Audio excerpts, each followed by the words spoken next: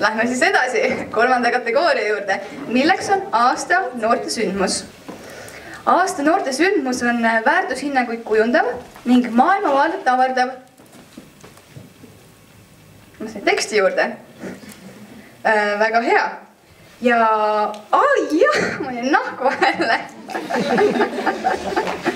Ei ole hullu. Niiviisi, mul on käed kõik teksti täis. Ja aasta noortesündmus, nagu ma siis ütlesin, peab olema väärtushinnanguid kujundav ning maailmavaadet avardav. Oma õue peale tagasi! Laureaadiks on meil Tartu linna ja maakonna võimlemispidu Kodutunne.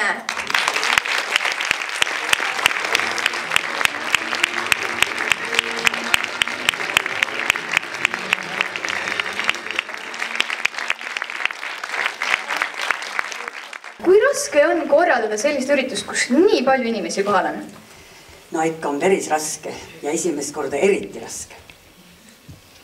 Väga hea, aga saite väga hästi hakkama, laureaadiks saite? Jah, me saime hästi hakkama, sest me tundus, et Tartus oli tühi koht.